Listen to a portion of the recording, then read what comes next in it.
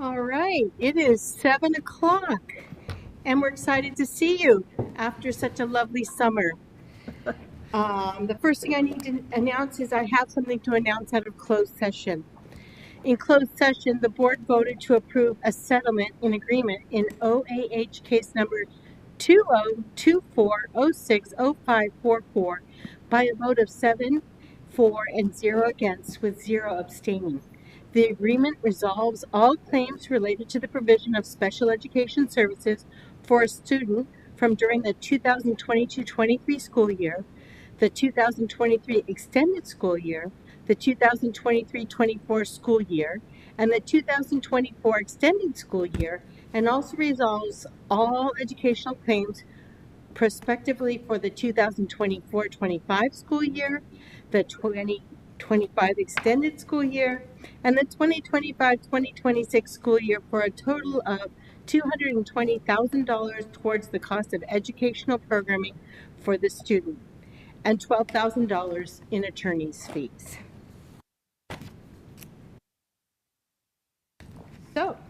So happy to see you all. I hope you had a very safe and fun summer, and you're back and excited about the new school year. I know I am. The first thing we're going to start with is our flag salute, and then Ms. Naomi Benyai, can you please stand? Face the flag. Ready? Begin. I pledge allegiance to the flag of the United States of America and to the republic for which it stands, one nation, under God, indivisible, with liberty and justice for all.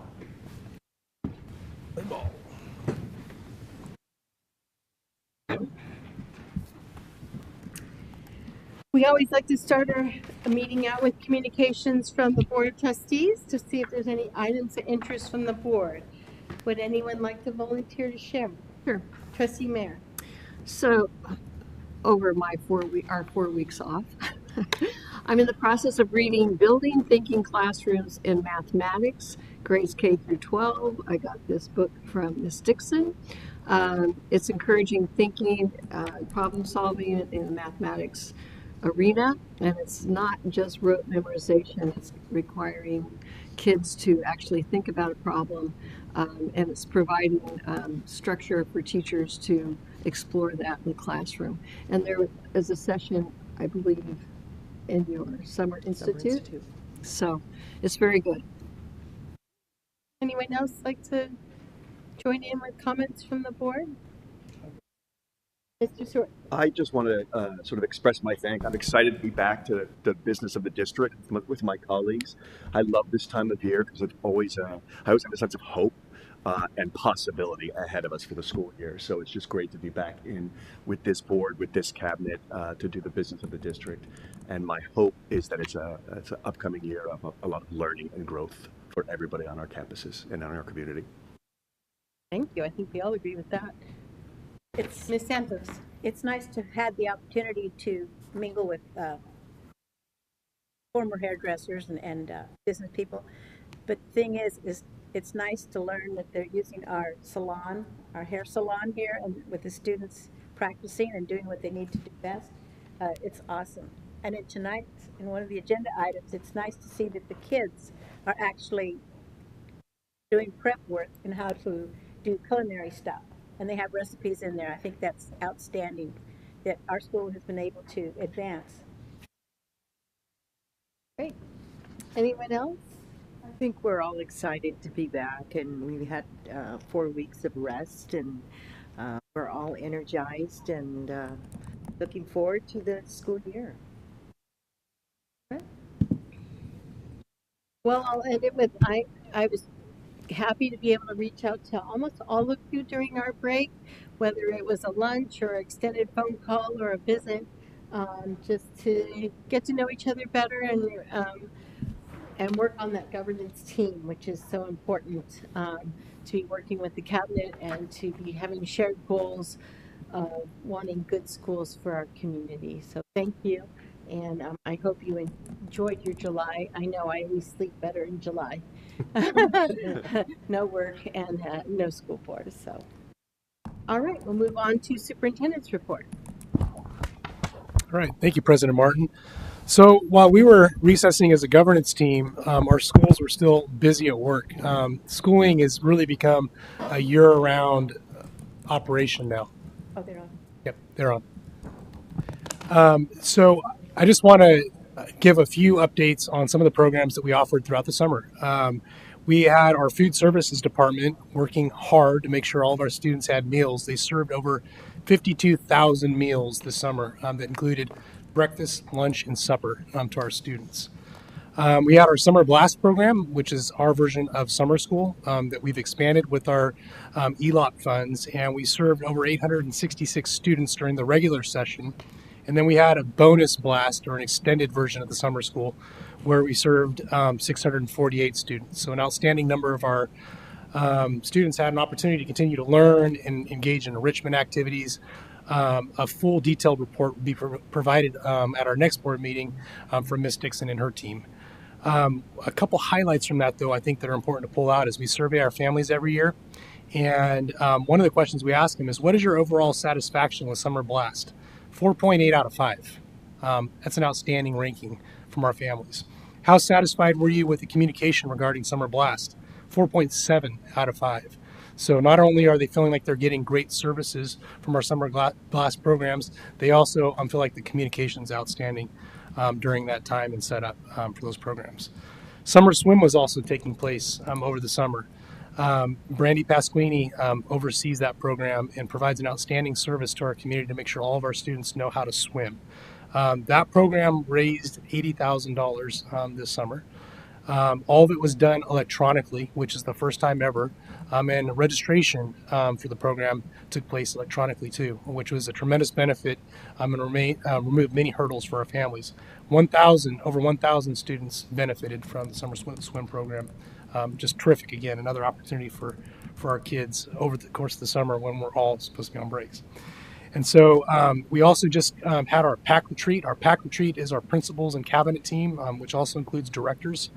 They came back. There's 35 of them for a day one retreat. We saved money this year because our budget, as you'll see in the 45-day revise, the state's budget is a little bit different this year. There's less money going to schools. So we thought it behooved us to save a few dollars, and we had it at Ramona Gardens in Grover Beach. And it was an outstanding venue, and we appreciate the city for partnering with us and providing that opportunity for our administrators.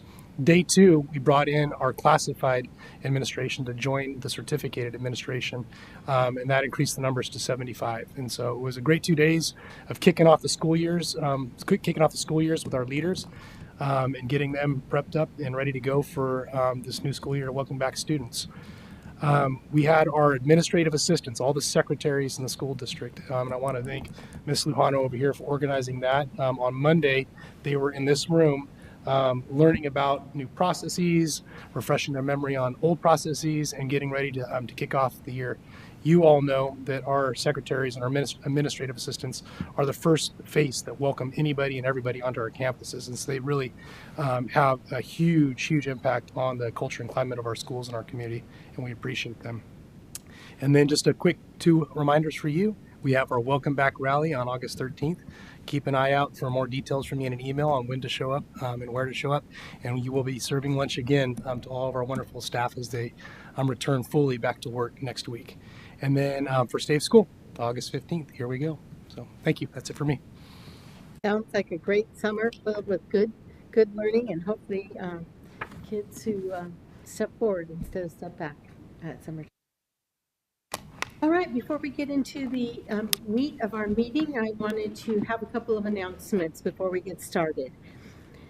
There are speaker cards in the back foyer, yellow and blue, if you would like to comment on anything on the agenda or off of the agenda. Do we have an interpreter here tonight? An interpreter. Yeah, I don't see her present. No. If you need interpreting services, please let us know, though. On the last page of our printed agenda is all our decorum standards, and I hope you will read them. They're very important to us, and they're very important that we keep our meetings civil and something that our kids can watch. And also thank you to our security team, Alan and Andy. I didn't see if they're out there. I don't know if they're here yet or not. Yeah, so in the interim, Alan and Andy, you're our security team tonight. And here's a little guidance about public comment. Public comments are an opportunity for members of the community to address the Board of Trustees in the meeting of the school board that is open to the public. Members of the public are encouraged to address the board concerning any item on the agenda or any item of interest within the subject matter jurisdiction of the board. Public comments are limited to at most 3 minutes and no more than 20 minutes total for one subject matter, under the discretion of the presiding officer. The board will not take any action or have discussion on any item not appearing on the posted agenda, except as authorized by law, like an emergency. This is why the board does not respond during the public comment section of our agenda.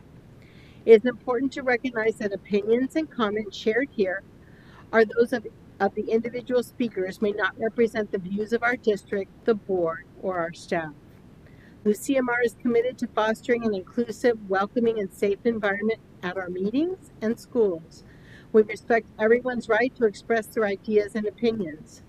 All remarks must be free from personal attacks, particularly those based on legally protected categories, such as race, religion, disability, and sexual orientation. Our district is dedicated to serving and nurturing all our students, guiding them to become responsible, ethical, and productive members of society. To honor this mission, please make sure your comments avoid profanity, demonstrate tolerance towards differing viewpoints, and exhibit exemplary conduct. Our students are watching and learning from us at all times. Please be aware that any disturbance or intentional interruption of the meeting is not permissible. In accordance with recently enacted law, excessive disruption by any individual or group will result in the board president revoking the individual or group's privilege to address the board. Disruptive participants may be warned and, if necessary, removed from the meeting. We value your participation in the public meeting of the Board of Education and thank you for your cooperation in maintaining the efficiency, effectiveness, and civility of LUCMR. Okay, so now we're going to move on. The first thing on our agenda is our consent calendar action items, which tonight are items 1 through 14. These are items that are routine and regularly seen by the board. They're not anything that usually cause any bit of disruption. Okay. But I am looking to see if anyone in the audience would like to make public comment on any of these items, consent calendar action items 1 through 14. Seeing none, I'm going to close the public comment on our consent calendar and bring it back to the board for a motion and second. Move approval of consent calendar items 1 through 14. Second? Did anyone want to make any comments on the consent calendar action items? Just that my family name is on there again. Mr. Davis Lustelo being hired as a teacher. All right, the personnel actions have someone very special on them, apparently. Yeah. And that's item number 1. So I have a motion by Mr. Stewart, a second by Ms. Santos. Santos, is that right? For approval. Roll call vote, please. Stewart? Aye. Santos? Yes. Baum? Yes. Mayor? Yes. Naomi Bernier? Yes. Kendall? Yes. Martin? Yes. Motion passes 7-0. So now we're on to reports and presentations, resolutions, and proclamations. This is item number 15, report the 45-day revision to the fiscal year 2004-2005 budget. Mr. Artberger, your happy face and a good story, I hope. I will do my best this evening. Okay. Before I do want to take one moment to thank the board for approving the personnel action. We do have a new director with us in the audience this evening, and I am going to have her stand up and just welcome Danica Hunt to our food service director. She was our supervisor for the district, and we are very excited that she is bringing her over 20 years of experience with food service and specifically child nutrition and being able to support our student program. So we're very excited with Danica's background that she's taking this position. So I just wanted to take a second so you can put her name. Welcome. So, as you had stated, my name is Kurt Eichberger. I'm the Assistant Superintendent of Business Services, and I am going to be sharing a brief 45-day revise with you. So you might be going, okay, 45-day revise. This is just that snapshot in time for our fiscal year, and it is driven by statute. So why do we have a 45-day revise? We had estimate of what the governor's budget was going to be in June when the board took action for a budget. Then there was a budget act where they actually decided on what that budget was going to be, even though it was after the board took action on their budget or on our school district's budget. So the 45-day revise is the opportunity to share any changes, whether that's changes to revenue or expenditures that have occurred since our district's budget adoption and the Budget Act. Those are the dates, but I won't get too far into that. Oh, why is this? Sorry. I apologize. Where is the copy? I put numbers on the one for this evening, and it's not.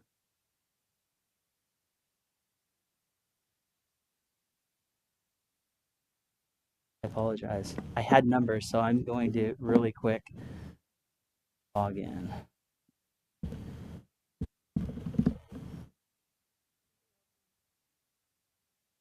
Okay. Much more fun to have the visuals with the actual numbers. So I am going to use my two-factor authentication for our Google.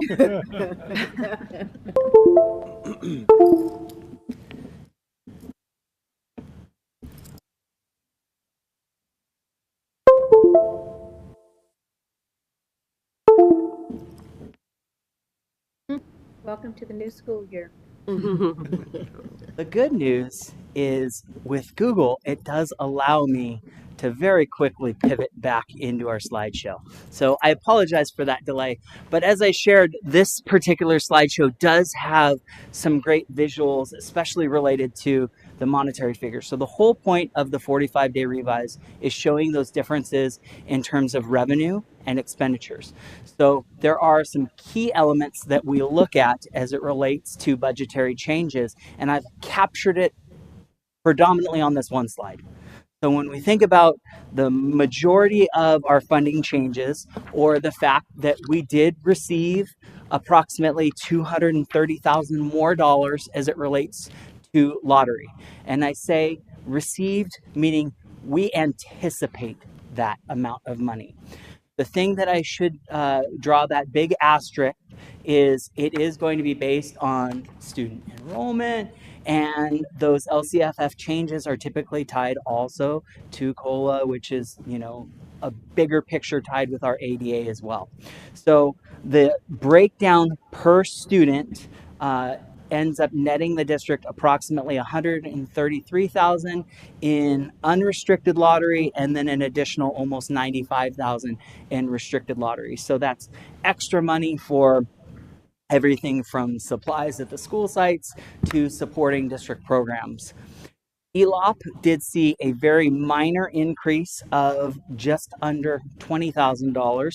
So that is in support of our after school programs. There is one really cool item later that I'm going to talk about that will be partially funded from some of these ELOP dollars. We have Prop 28, that's our music money, did get a tiny little bump. I actually lumped that with our mental health services bump, and that totals about $57,000 positive revenue. You'll notice though, I do have a big red number up there. And for special education, we had a compounding decrease of early intervention preschool grant money, and then an unexpected non-public school placement that has the approximate, we'll call it cost or negative swing to the district budget of approximately $360,000. So when we add everything up and we subtract out, it's a pretty close budget with still some uncertainty as it relates to staffing changes It is, we're gearing up for the start of the school year. Dr. Handy's been doing a wonderful job working with her department, attempting to fill vacancies, but we do have vacancies throughout the district, which are going to impact the actual costs as it relates to our salary and our payroll. So there are some potential risks to the state budget, and that ultimately impacts our budget. So some of those risks are everything from unemployment to slow growth. So I highlight those two because it is very unusual that California's unemployment rate is above the state average or above the national average. We are above the national average, and the only one that is higher than us is the District of Columbia. The other thing that is an anomaly right now is slow economic growth, and the state budget actually has a slightly slower GDP than the national budget, which is not normal. However, the Anderson Economic Forecast and a number of the other very brilliant individuals that look at the economy are anticipating growth. And when we look at the last quarter of returns, they do represent a good increase as it relates. I shouldn't say increase. They are more to approaching normal as we would expect to see. That said, there are some minor risks that we'll have more information when the governor's budget comes out in January. However, we'll be continuing to make those adjustments as we monitor growth. One really interesting change that was sprung on us fairly last minute is a change to independent study. And this is neat because it is an opportunity for short-term independent study agreements to be for less than 5 days. Now, I'm not saying that the district is going to completely change our practice, that every time a kiddo's sick, we're going to be calling them saying, hey, you need to do this independent study contract. That is not what we are saying we are going to do. However, a parent that in the past was told, no, it's too short of a trip, we only can do them for so many days, that requirement has been removed by the state. And we now have the ability, starting the current school year, to actually recoup up to 10 days for each individual student. Now, it's not, I can recoup 10 days if they've only missed 4. It's however many days that kiddo was out up until 10. And this is part of a larger ADA effort that the state is putting on, and it's going to also have some changes to next school year. So this is an exciting way that the district could potentially increase our ADA, which is one of the things I'm going to talk about next.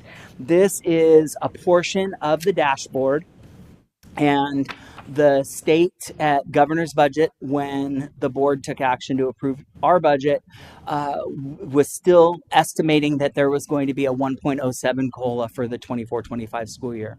The Budget Act did approve that COLA, and where you see that nice big green arrow, that shows the base grant per ADA. And I emphasize per ADA, attendance. So if a student was here 100% of the time, they would get that full allotment of money per student. Now, in a perfect world, what would that have looked like last year? Last year, our district's ADA was 94.5%. So we, quote unquote, missed out on 5.5% of ADA. If we took just the average and said each student's about $12,000, that 5.5 ADA equals 529 students. And the total amount is close to 6.3 million. So when we think about the impacts of ADA as a district, they are real. And when we think about COLA, the thing that we need to think about is 1.07% would be if 100% of the students attended 100% of the time. And I say that because our district it costs approximately 2% just for step and column of current staff, meaning a 1.07 COLA, if we do not do anything else, the district would actually be going backwards in terms of how much liquid cash we have based on salaries. And I just point that out because the next thing is enrollment that we look at. And we have started our daily enrollment meetings where we look at how many kiddos are enrolled and what's it going to look like for the start of the year. Those staffing adjustments so that we're staffed appropriately. That unfortunately could mean a transfer of a staff member from one school site to another school site. If we had growth at one school site and decline at another, we want to look at staffing appropriately, making sure that the district's fiscally responsible. So when we look at this number, last year was the only year in a 10-year span where we had an increase of enrollment. I don't know what 24-25 is going to be. What I can say is in June, when we built our budgetary assumptions, we had done a 5-year average that was a decline of 110 students. Snapshot in time, looking at what the secretaries have been able to enter into the system right now, we are showing that we are down somewhere between 50 and 60 students. And I say snapshot in time because between yesterday and today, we gained 5 elementary kiddos.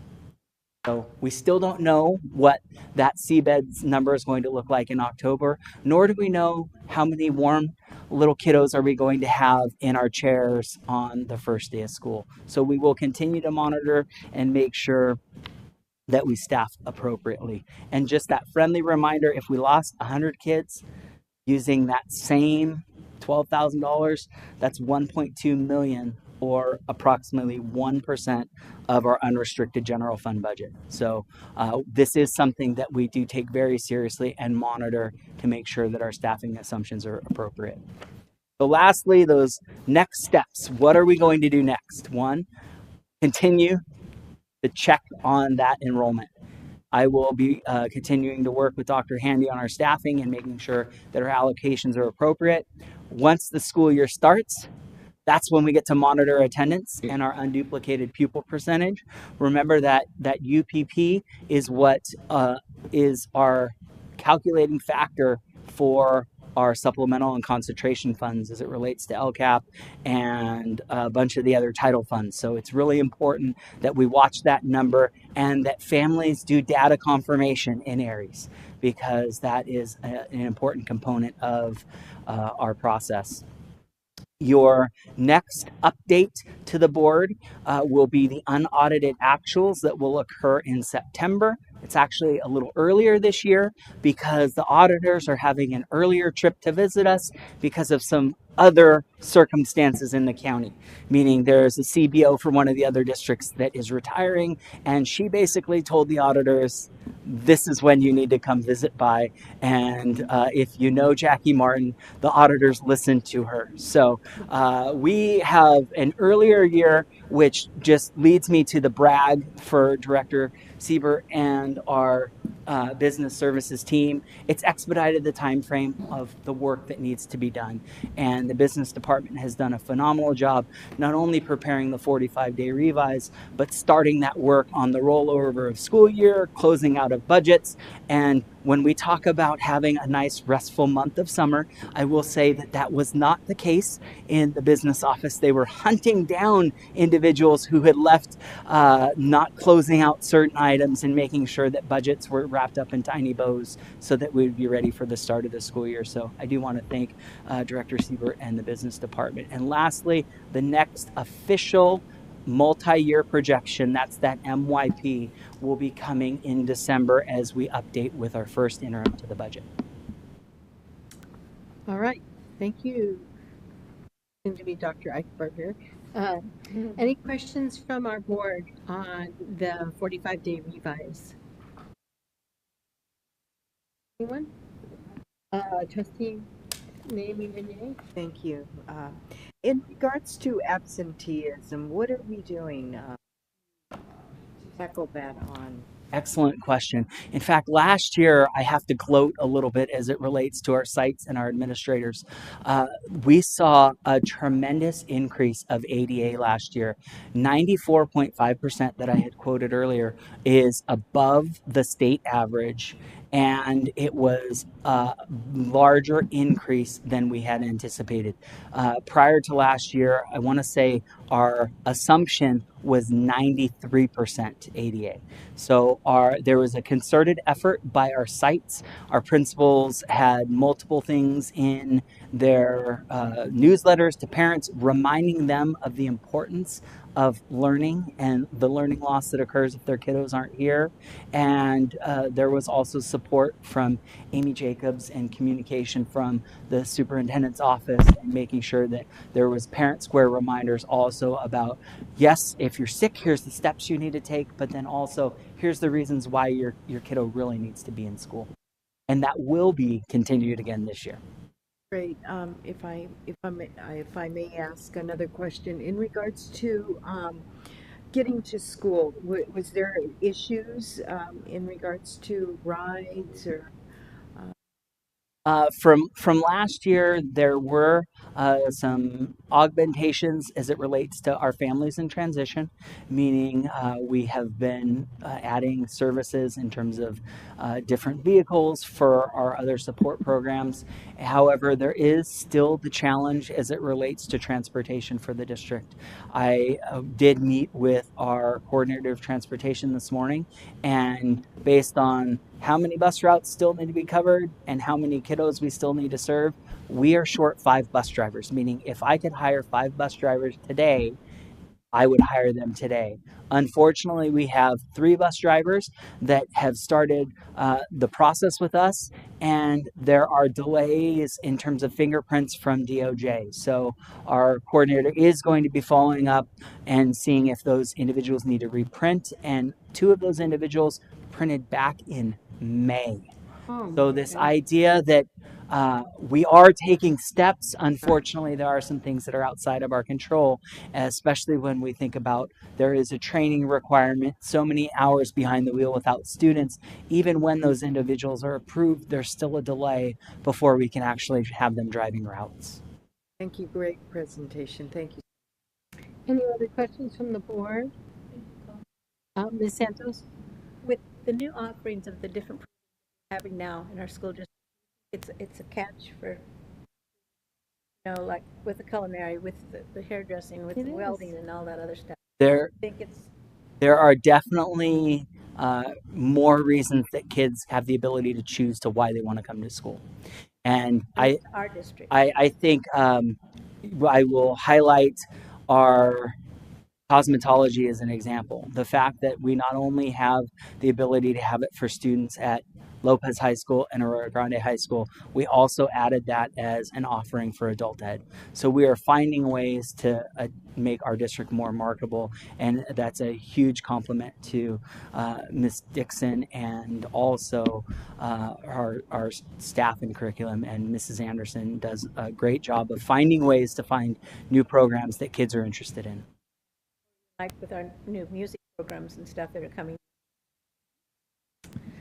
I have a couple of questions to bring this to a close. First off, with the short-term independent study, how are we going to advertise the new changes to that? Because lots of parents, especially if they're a high schooler, oh no, we've tried that so many times, and it's, we're only taking off for a week, not 3 weeks, So the form has already been updated, and during the next board meeting, I believe there will be an update to the board policy that will be for your review and approval. So we are in the process of becoming up to date with these changes, and as those are approved by the board, we will be able to start advertising. And hopefully we can advertise it with our secretaries and our attendance clerks and stuff to really push that. And the other thing is Seabed's Day, which is in October. Like you always know, I'm always pushing for Pajama Day on that day. Seabed's Day is the day that we have the official count that is our ADA. And so we have plenty of time now for our principals to really think of creative ways to incentivize their students to come to school that day. And so I'm just hinting that, and strongly urging that would be a great idea. That include board because each day, as we know, is worth so much. And funding. Seabed's pajamas. Well, and we know, as Ms. Dorney always said, miss school, miss out. That was her motto, miss school, miss out, and she was right. So we need kids here so they can learn here at school. All right, anyone other questions for this on the 45? All in all, I gotta say, the hit was not, I was expecting a big hit, and I think that it was very tame. So I think we lucked out.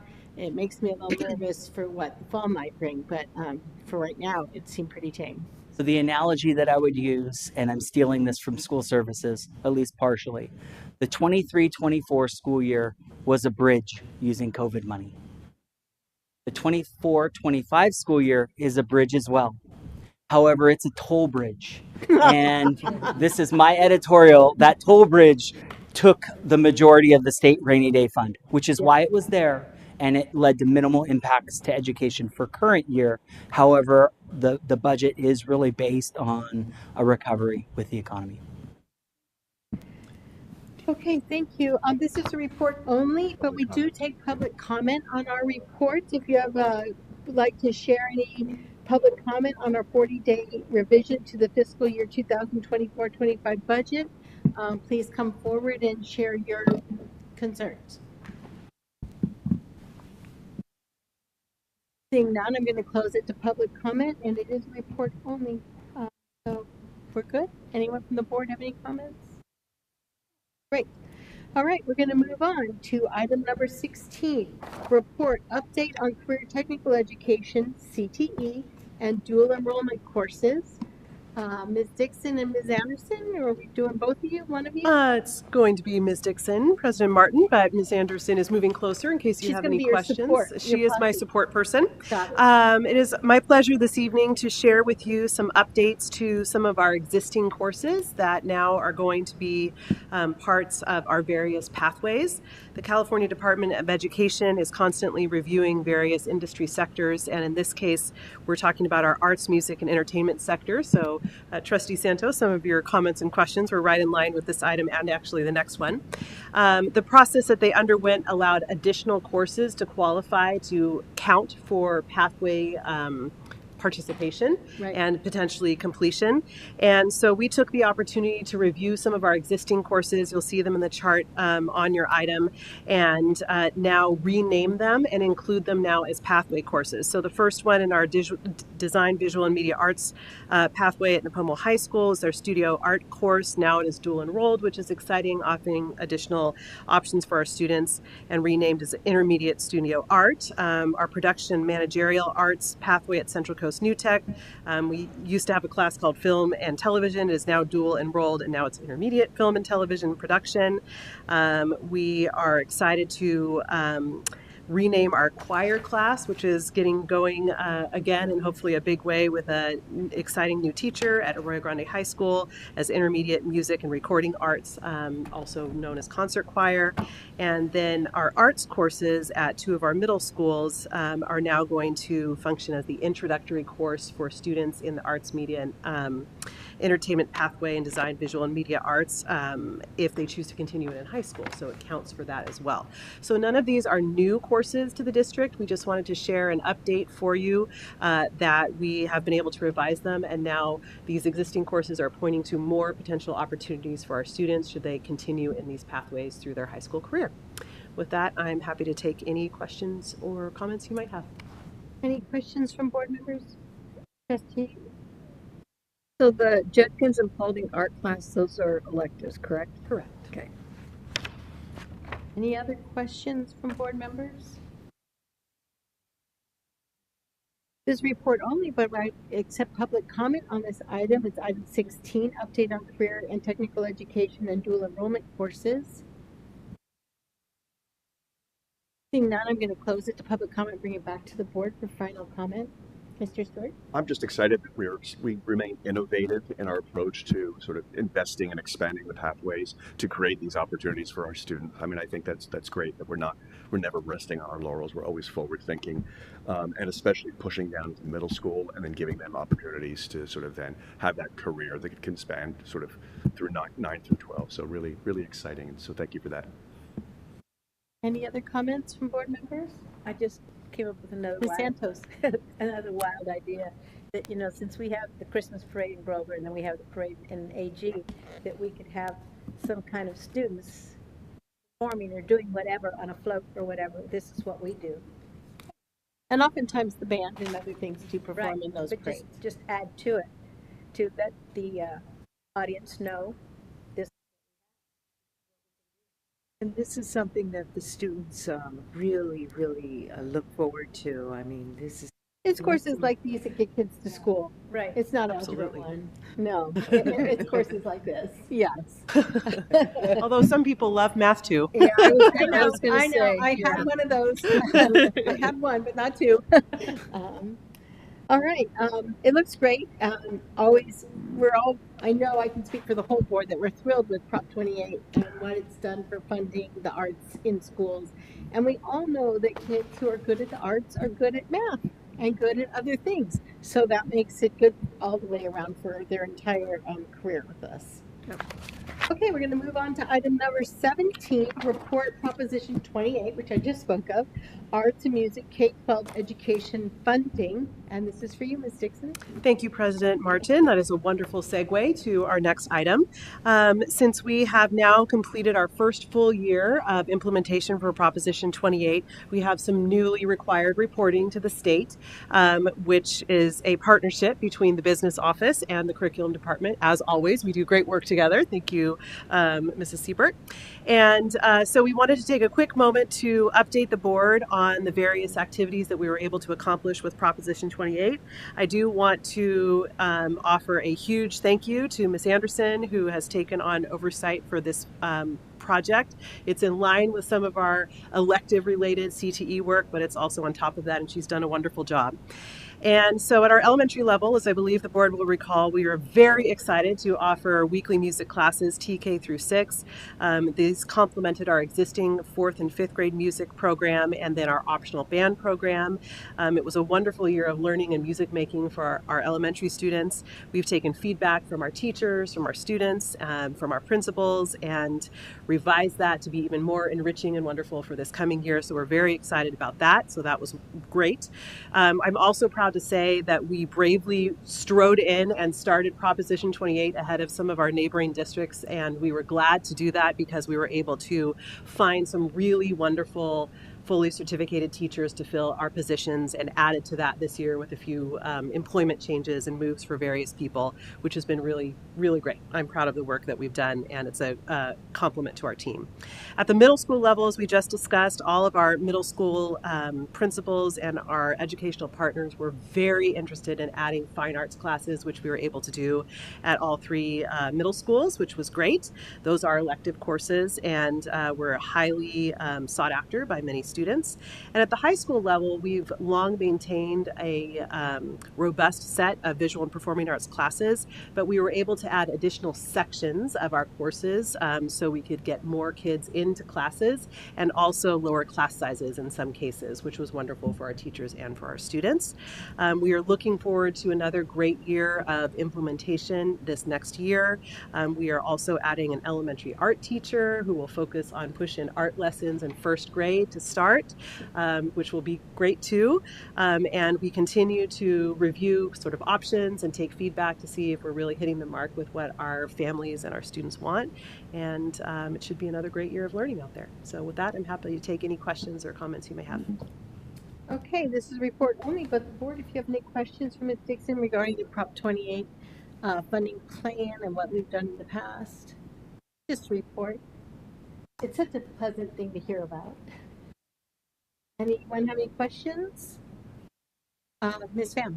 Out of curiosity, if, let's say, a student is interested in going to AG and they're really in the district of Nipomo High School and would like to do special, those courses, what's the pathway for them to, would they transfer to the school, or would they just only allow those classes or anything?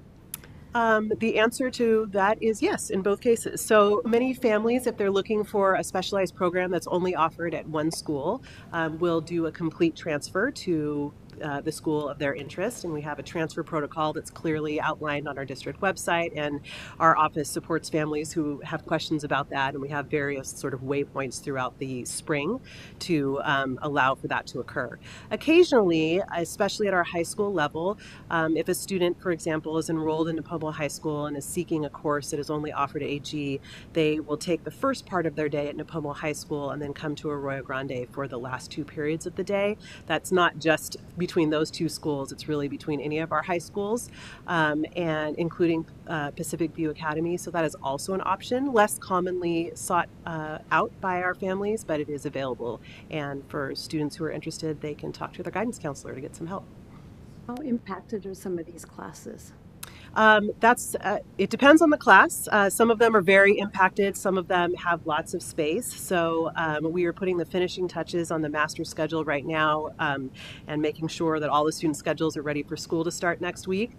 And we're constantly reviewing those numbers and looking to see, do we need to add an additional section? Is one of them so small that we might actually collapse a section? And so that's an ongoing target for us to always be carefully analyzing. Thank you. Welcome. But to clarify, we take them on a case-by-case basis. Exactly right. Someone who wanted to take a course that's not offered at their school would seek out the counselor and go from there. Exactly right. All right, any other questions from the board on this item? Hey, anyone in the audience like to give public comment on the report, Prop 28, Arts and Music K-12 Education Funding, item number 17? Seeing no one, I'm going to close it to public comment, bring it back to the board for comments. Mr. Stewart. Just a quick thank you again for getting out and leading the way when it comes to this arts funding. I mean, it's great, exciting that we're starting year 2 already ahead of our neighboring districts. So thank you for that. Ms. Mann. This is one of my loves, art and math, and I'm so glad that we're finally in this position. For my start on the school board. Yeah, great. Very exciting. I want to say, when I talk to elementary teachers specifically, the first thing they tell me is thank you, thank you, thank you for the counselor. Mm-hmm. And then the second thing they do is thank you, thank you, thank you for the fine arts. They're helping make every school a culture of improvement, and really something, once again, that the staff and the students look forward to. And we had the music teachers here. They were nothing but joy. So it brings a balance to their lives. Yeah. And maybe things are rough at home, but they come to school and they get something really fun. Something to look forward to. I mean, oh, for sure. Definitely. There's a balance, All right, we're going to close item number 17 and move on to items scheduled for discussion, possible action. Item number 18, approval, ZP Abrego Inspection Services proposal for Division of State Architect DSA Inspection Services at Branch Elementary School, Kindergarten Building Project number 0582, Bond Fund 21. Mr. Eichberger. Thank you, President Martin. This is item, I'm going to call it a pair 1 of 2. And if you have driven on Branch Mill Road anytime recently, you will notice that there is a big void of where there was a portable that housed a library and a learning space, and another portable that have been razed to the ground, meaning they were really old portables that needed a ton of work. And this contract is tied to the required DSA inspection, meaning this person is the one who will be reviewing that project as we actually build a new TKK complex, of which I will be talking about that in the next item. But ultimately, it's recommended that the board approve the proposal for ZP Abrego Inspection Services for DSA inspection, and that would be billed at an hourly rate out of Bond Fund 21. Okay, any questions for Mr. Eichberger on this project? Seeing none, I'm going to open it up for public comment. Anyone from the audience like to comment on this item, item number 18? Seeing none, I'm going to close it back, public comment, bring it back to the board for comments. Any comments? Ms. Santos? This is just another way to show to the public exactly what that bond fund, what's happened and what they're doing with the monies. It just goes to show that each and every school in our district has had an opportunity to benefit. So, Mr. Eichberger, I'm assuming that the way you sounded, you demolished the old portable that was the old library. There is space where there was 2 buildings that are no longer there. You mean the Meg Dennison debris pile? Is that what it was? Because I believe Ms. Dixon's mother was the librarian there for many, many years. We did move all of the books out and have rehoused them in another appropriate location. Okay. So, Okay. We don't need to put a little placard, the Ms. Dennison debris pile. So good. I'm glad to hear that. When you walk in, you can reach your seat. Yeah. Well, we know we need inspection with DSA for everything. So I'm hoping that someone will give me a motion here. Move approval ZE Abrego Inspection Services proposal for Division of State Architect DSA Inspection Services at Branch Elementary School, Kindergarten Building Project number 0582 out of Bond Fund 21. Second. It's been moved by Stewart, second by Candell, to approve item number 18. Roll call vote, please. Stewart. Aye. Kendall. Yes. Santos. Yes. Baum. Yes. Air. Yes. Naomi Bernier. Yes. Martin. Yes, motion passes 7-0. Thank you. Item number 19, approval, award of contract to RDZ Contractors, Inc. as general contractor at Branch Elementary School for kindergarten building project number 0582, Bond Fund 21, your tag team item. yes, and part of the reason why I came back up was to be able to show some visuals. I will say these are artist renderings, and there will be some shifts in terms of what the final product looks like, but this is just to give the aesthetic picture of what the new approach to Branch Elementary will look like in terms of separate kindergarten TK entrance that will be locked during the school day, but will allow parents access right to those classrooms at the start of the end of the school day for our youngest kiddos. That's the bottom picture, and the top right picture is slightly different angle showing what the front of the classrooms will look like. And I know there's well, that's a lot of hardscape in between those 2 classrooms that it's all blacktop. That's because it's also the little, ability for the the tricycles, and the other little baby bicycles, the slide, all of it has that area, hopscotch, and the actual kindergarten and PK approved playground, meaning 4 years old and up, that's appropriate for our new kiddos. That, remember, that's I'm going to call it an underfunded mandate from the state. This is an age appropriate playground that will be on the western side of that building. So this just under $3 million contract is for 2 what we call jumbo classrooms that are approximately 1,350 square feet with the little embedded restrooms, and a 500 square foot office or intervention room, and 1 single stall staff bathroom, plus the playground.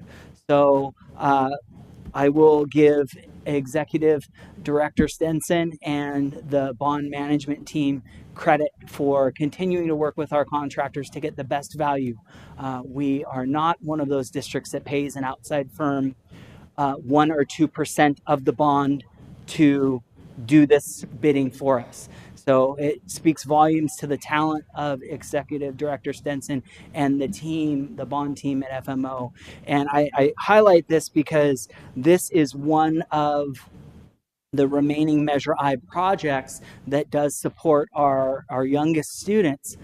However, there are more projects to go. And as we think about the funding, Measure I is coming to an end, yet we still have need for some of these other classrooms to support our youngest kiddos. So I do bring forward tonight for you the best value contractor for consideration as RDZ Contractors Inc. for just under $3 million.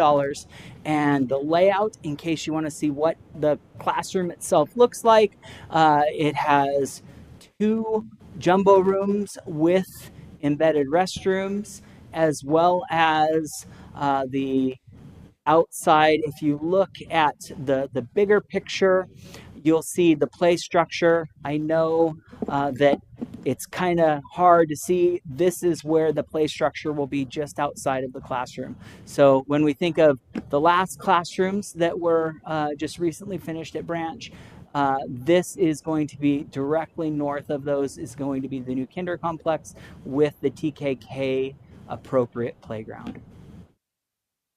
Any questions? All right, questions for Mr. Eckberger? Trustee Beignet. Thank you so much. I really appreciate the transparency as to the bids, and it's a great project. Again, I echo my colleague, Ms. DeSantos, in regards to where our monies are going. Any more questions for Mr. Eckberger on this? Just a quick question. Most of the people that we hire are all local, as much as possible. As much as possible, including a lot of the subcontractors that are part of the process. There's some reasons for that, and the cost of people coming to the district in per diem rates, and we do attempt to keep as much of that money local as possible, and the majority of our bidders are local. Part of that is because one of the requirements that we have for all of our projects is an in-person job walk. And I emphasize that because that prevents someone in Minnesota from bidding out our projects at an unreasonable amount and then hitting us with change order after change order. So it does require an actual job walk with our approved contractor list, meaning they have to share their qualifications and they actually have to physically be present. In fact, I did the job walk for Branch because I wanted to see what it was like, and there is a sign-in sheet and they have to be there by a certain time, and that sign-in sheet gets picked up. The architect is there to discuss any questions that they may have related to the cost. For instance, if they have to move infrastructure related to electricity, they have to physically be here. And that is part of the reason why the majority of the bidders and ultimately people that are the best value are individuals that have experience locally and have actually set foot on our school site to be able to bid these projects. Very much appreciated. Thank you. Ms. Pham. In this budget, is there anywhere in this budget for the, furniture and anything, or is it just the structural? This is the building. And you'll notice that's also why the separate cost for the DSA inspector, this is the hard construction costs.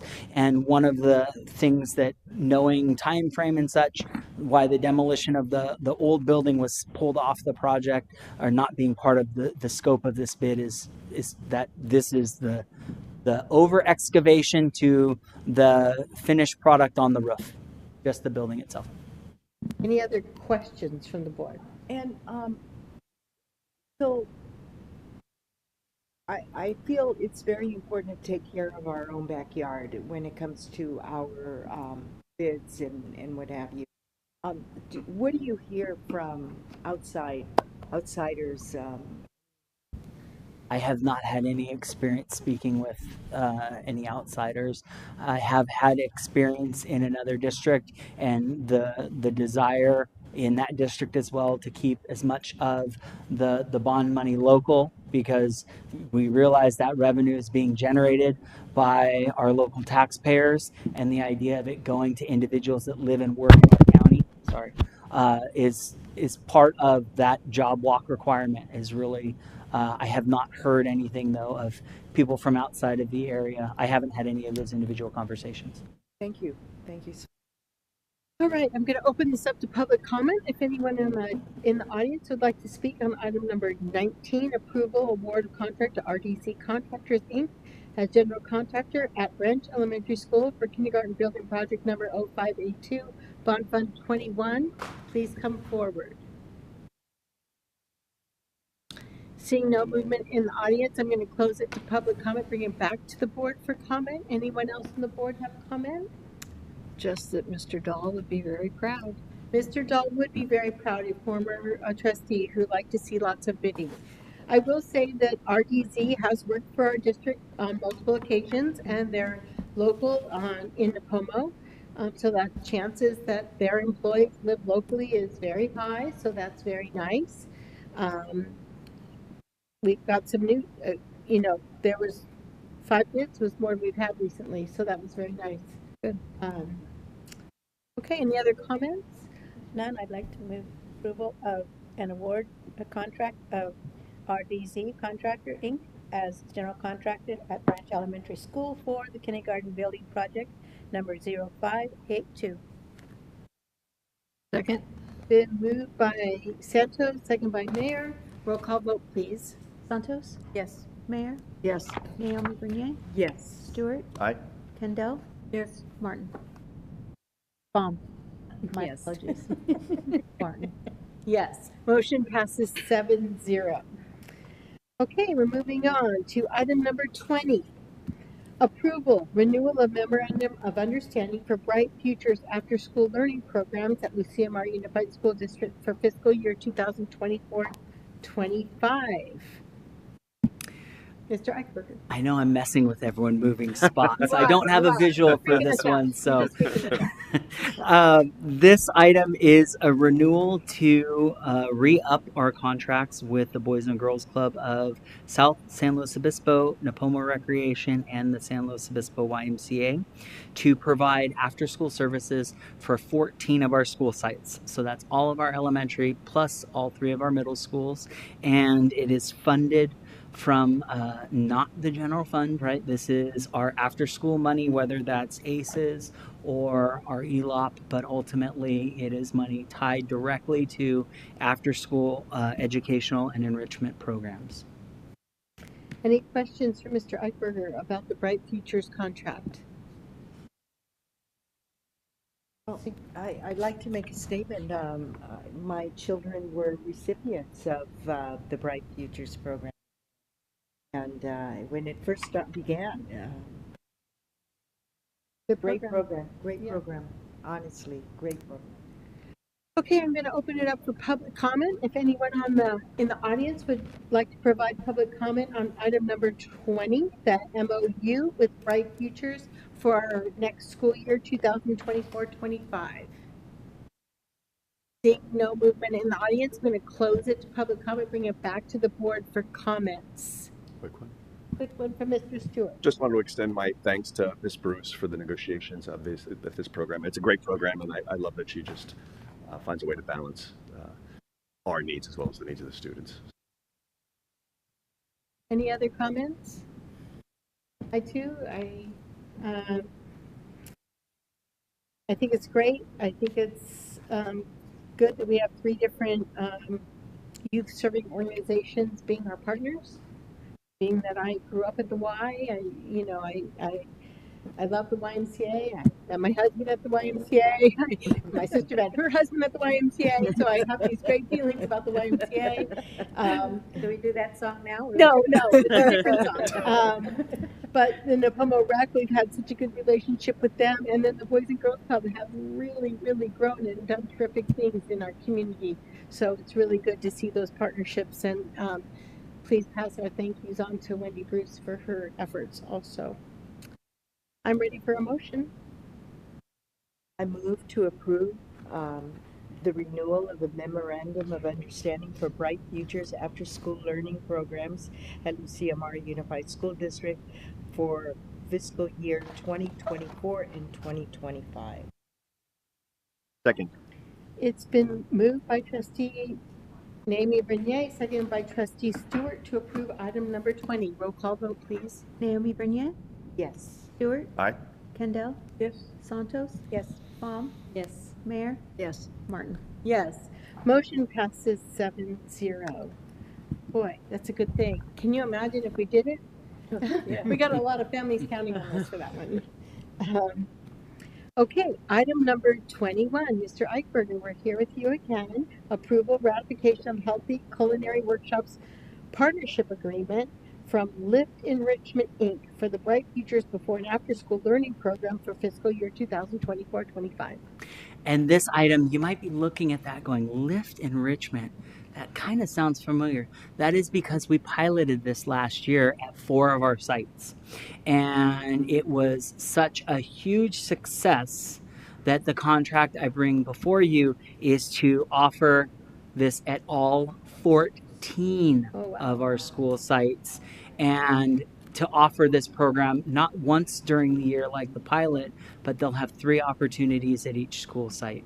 So you'll notice the amount of this contract went up over the contract last year, and that's because not only did we increase the scope as it relates to the number of sites, but we also increased the number of times that our kiddos are going to get to cook. And the thing that I really want to highlight about this program is they're trained chefs. They bring everything. Oh, no. So the idea of, I'll admit, I had sticker shock for the first pilot. And then I was, shared, they cover all the food, they have the insurance, they bring all of the supplies for cutting, the safe knife handling. They bring everything. And then they take everything, meaning we don't have storage issues at 14 sites. How are we going to store knives? And this is a professional chef comes in, teaches the kids a particular recipe, and then leaves. So the kids have an opportunity to learn. And it was a huge success to the point that they requested to bring it back, but to bring it back for all kids. Initially, we had discussed bringing it back just to the sites that didn't have it last year. And the discussion then became, this is ELOP money, meaning Extended Learning Opportunities money. It's a grant. We have to spend it. And this is a great experience for the kids. So ultimately, it is a larger amount than it was last year because the scope of the service for our after-school programs is going to be much larger as well. Any questions for Mr. Eichberger on this? I'm going to open it up to the public. Would anyone in the audience like to have public comment on our ratification of Healthy Culinary Workshops Partnership Agreement from Lift Enrichment for the Bright Futures program? Seeing none, I'm going to close it to public comment, bring it back to the board for comment. Ms. Mayer, you should have had a visual of these pictures. This child in front, I don't know if that's scrambled eggs or what that is, but look at his face. I will work with Miss Bruce to have some pictures when she does her after school. These are, it's terrific. Terrific. The food, you can also bring food over. I mean, any other, Ms. Santos? This is right up my alley again. It's exciting. Next thing you know, we're going to have Martha Stewart and Snoop Dogg down here. But anyway, it's fantastic to see that these young kids are going to be taught how to cook. I mean, nowadays you have so many parents who don't cook. Mm-hmm. Totally. And so to have these young kids learn, and then when they're trying to find jobs to help themselves through school, this is another plus for them. So amazing, amazing. Thank you for doing this. Anyone else? outstanding. I guess it's a far cry from like in Campfire when we taught them how to make knots out of like string licorice, and then they got to eat the knot after they did it. A little bit improved. Yeah, a little bit improved from there. All right, I'm looking for a motion, please. I move approval of ratification of Healthy Culinary Workshops Partnership Agreement from Lift Enrichment Incorporated for the Bright Futures Before and After School Learning Program fiscal year 2024-25. I second. Well, there's a rush to second. So it's been moved by Ms. Mayer, seconded by Ms. Andrea Meunier, because that's very easy down the line. A roll call vote, please. Mayor, Yes. Naomi Bernier, Yes. Stewart, Aye. Kendall, Yes. Santos, Yes. Pham, Yes. Martin. Yes, motion passes 7-0. Wonderful. We are getting there.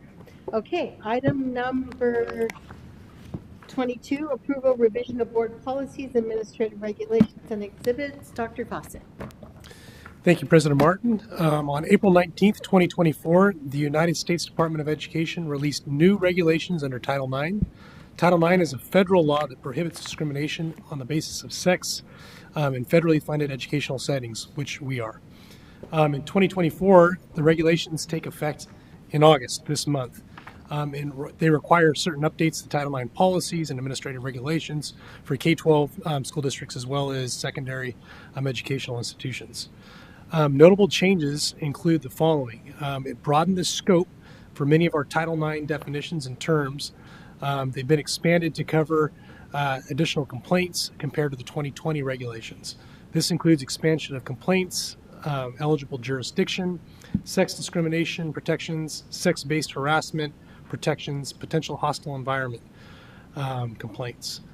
It also had adjustments to the grievance procedures. The 2024 regulations provide significant changes to the 2020 Title IX grievance procedures. Most notably, they no longer require the decision maker to be a different person from the Title IX coordinator or investigator. They also carve out specific requirements for post-secondary institutions, which don't permit to us. They have pregnancy or pregnancy-related conditions complaint procedures that they've added, and they've added new training requirements. So we've experienced the first of these training requirements with our administrators during our PAC retreat, and then we'll be rolling out educational videos to all of our staff per this new requirement. So the policies that have been updated are uniform complaints procedures, non-discrimination and employment policies, sex discrimination and sex-based harassment policies, non-discrimination harassment, sex discrimination and sex-based harassment, and then additional uniform complaint administrative regulations. These are before you tonight for a single reading because we are under a tight timeline. We are supposed to adopt them as a school board as soon as reasonably possible, but not before the end of August. Dr. Handy received these during our PAC retreat and stayed up most of the night making sure that they were updated in accordance with the law. She did it in consultation with our legal counsel to make sure they're up to the standards. This is a requirement from the federal government that we must adopt. Thank you. Any questions for Dr. Fawcett on these administrative regulations and federal requirements? Oh, I'm going to close it to the board, bring it open. Welcome anyone who'd like to come forward with public comment on these items. Item number 22, approval revision of board policies, administrative regulations, and exhibits. Seeing none, I'm going to close it to public comment, bring it back to the board. Ms. Mayor. I gained a lot from reading this because it sure explained a lot of stuff that I was question marks about for the last few months. And there are no page numbers, so I can't refer to this one item, but it's on the page before Regulation 5145.71. And this stood out to me, and I'm happy it's in here. It says, however, inadvertent slips or honest mistakes by district personnel in the use of a student's name and/or consistent pronouns will, in general, not constitute a violation of this administrative regulation or the accompanying board policy, which is giving us some leeway for a while. And I thought, that's wonderful that that's in there. So I'm assuming that that came down from that's not something we added in, right? Yeah, so that's good. At least they're thinking ahead. Any other comments from the board? Well, I just appreciate the clarity of this document and the fact that training is required so that all of our employees know where to go and evidence of discrimination. I went through this. It was a plow, man. It was, we're talking about 40, 50 pages. But every time, because we have multiple things and they kind of were repetitive on who you're going to go to and what was the compliance and how would you resolve issues and stuff. But every time they talked about the governing board desires to provide a welcoming, safe, and supportive school environment that allows all students equal access to and opportunities in the district, academic, extracurricular, and other educational support programs, services, and activities. What a great umbrella. That's awesome, right? So every time I saw that, I have Post-it notes all over it. I was just like, This is great. It creates very clear definitions for what harassment would be. An example would be quid pro quo harassment. If you do this, then I'll do that. That is harassment, yes. It also created ways to prevent discrimination, which I thought was good. What I would really like to see just provided for the board is when this is all cleaned up and all the strike-throughs are gone, what the actual policy looks like, if we could be provided for that in print. We'll send those to you via email. Yeah, Yep. because, when you're reading something with a lot of strike-throughs and then a lot of additions, obviously it's twice as large as it normally should be. And some of those additions were repeats of the strike-throughs with a few Right. changes on it. Right. So my concern really was the plan for training, because this is different from 4 years ago. It sometimes old dogs take a lot of training. I will be the first to admit that a couple years ago on my scholarship application, I put mother and father wanting their names and what they did for a living instead of saying parent 1 and parent 2. And when I sent it out to my whole senior class and said, wow, you guys, I'm really trying, and can you help me? I made a mistake. And I got so many staff and kids come to me and say, Ms. Martin, it's okay.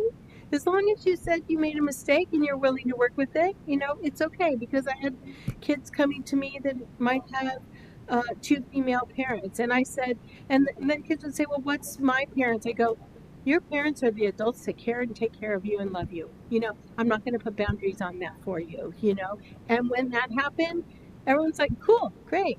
I go, and maybe the person who's paying for college, you might want to throw them in there too. But I felt this was very thorough, and it's changes in current law and government code that we have no, that we need to accept, and we have no say. It even had things like if our employees use medicinal marijuana off of work hours, some really new things that most ed code and stuff didn't have that in there. So it was all over the place. And, when I think of Title IX, I think of, is the softball field adequate compared to the baseball field? Like, that's what I think of Title IX. Does the girls get the good practice time or only the boys get the good practice time and the good gym? Because for many years, Title IX had to do only with athletics. But now it's morphed into everything. Or who you lined up with. Yeah. I do have a question. In regards to signage, are we changing the signs on bathroom signs? Well, we already have gender neutral. So all of our restrooms are up to standard with general neutral access to some of the restrooms and the stocked products and various restrooms as well. Yeah, we have a lot of single-use restrooms throughout campus now. All right, I'm looking for a motion. I will move approval of revision of board policies, administrative regulations, and exhibits. Second. It's been moved by Kendall, second by Stewart, to approve item number 22. Roll call vote, please. Kendall, Yes. Stewart, Aye. Santos, Yes. Baum, Yes. Mayor, Yes. Naomi Bernier, Yes. Martin. Yes, thank you. Okay, item number 23, approval annual declaration of needs statement. Ms. Handy. Thank you, President Martin. Annually, the Board of Education approves a declaration of needs statement to the California Commission on Teacher Credentialing, indicating areas that have been difficult to find satisfactory, fully credentialed employees.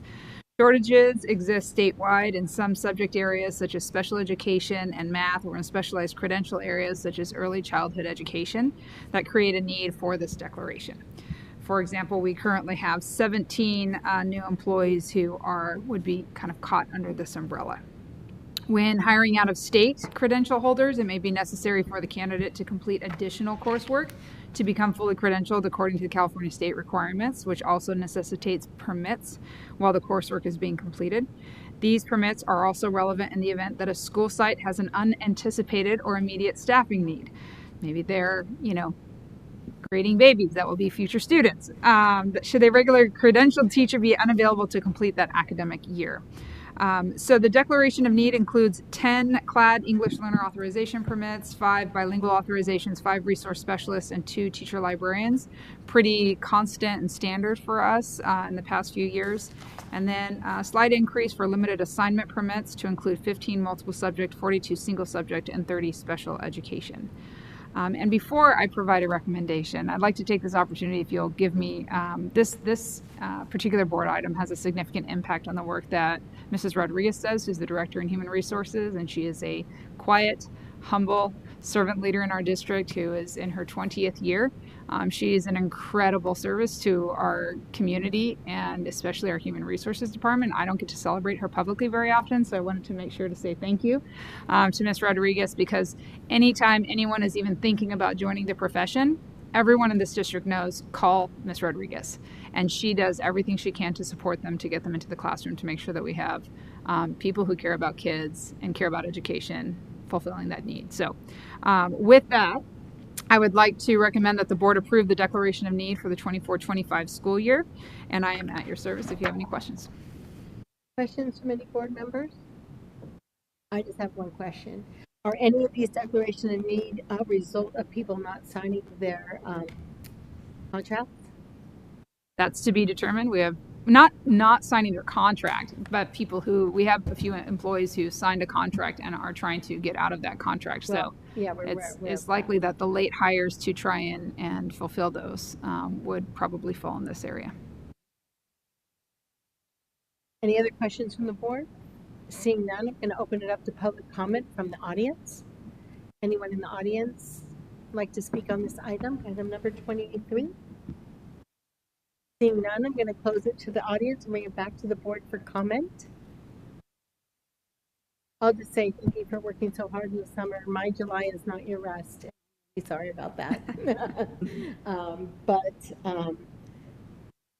It looks like we're in better footing than we have been in some years as far as our special ed billings and stuff. So that's encouraging. Thank you. Ready for a motion? I move we approve the annual declaration of need statement 2024-25. Moved by Mayor, second by Santos to approve item number 23. Roll call vote, please. Mayor? Yes. Santos? Yes. Baum? Yes. Naomi Vernier? Yes. Stewart? Aye. Kendall? Yes. Martin? Yes. Motion passes 7-0. So we've come to the part of our meeting for public comment on items not on the agenda and under the school board's purview. If anyone in the audience would like to speak on any item in our purview, we'd be happy to welcome you to the podium. Seeing no movement in the audience, I'm going to close the public comment on items not on the agenda to be closed and move to adjourn tonight's meeting. Our next meeting is going to be Tuesday, August 20th. We'll be 5 days into the new school year. We'll be really excited to hear about that enrollment figures and how that master schedule at our secondary schools is going. So for that, thank you for being here tonight and for being with LuCMR another great year. Thank you. All done. Good job. Thank you.